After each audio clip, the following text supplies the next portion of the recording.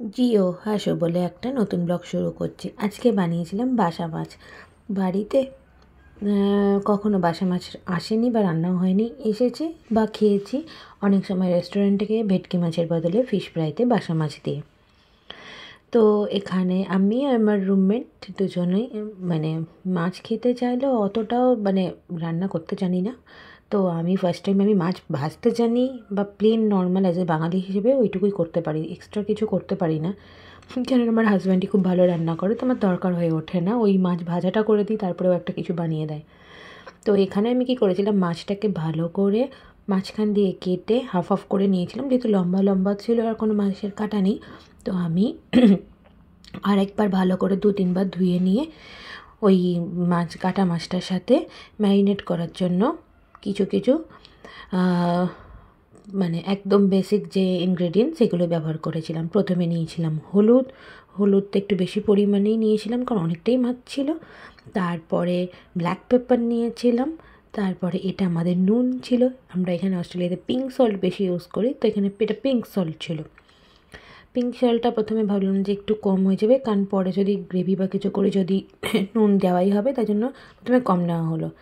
তারপরে এটা কিন্তু ওই রেড চিলি পাউডার নয়, এটা রেড চিলি পাউডার হচ্ছে কাশ্মীর যেটা মির্চি পাউডার সেটা, শুকনো লঙ্কা গুঁড়োটা নয়। তারপরে একটুখানি হার্বস নিয়ে নিয়েছি, আর সর্বশেষে নিয়ে নিয়েছি বাঙালি যে মাছই রান্না হোক বা যাতে যাই হোক একটু সর্ষের তেল নেওয়ার কারণ হচ্ছে আমার রুমমেটের মাছ বা চিকেনের স্মেলে প্রবলেম, ওর খায় খুবই অল্প কিন্তু স্মেলটা নিতে পারে না।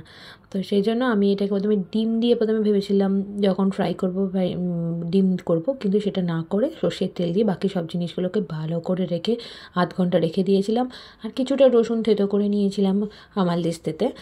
তো তারপরে কী করলাম, এটা সাদা তেলে এবার মাছগুলোকে ভালো করে এপিট ওপিট করে ভেজে তুলে রাখলাম।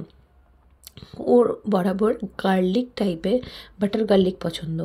একটা প্যানে বাটার দিয়ে গার্লিক চপ যে গার্লিকটা করেছিলাম হামালদির সাথে থেতো করে নিয়ে দিয়ে কিছুটা হার্বস দিয়ে নিয়েছিলাম, তারপরে নাড়িয়ে ভাজা মাছগুলোকে দিয়ে ধনেপাতা উপর দিয়ে ছড়িয়ে একটু ঢাকা দিয়ে রেখেছিলাম।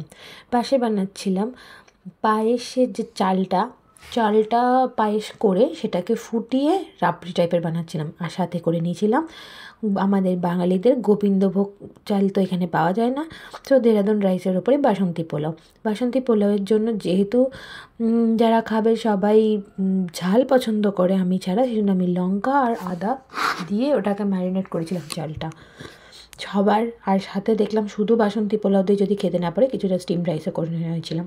তো এই ছিল আজকের ডিনার। সবার খেয়ে খুব ভালো লেগেছিলো আর সেটা বানিয়েও খুব ভালো লাগলো।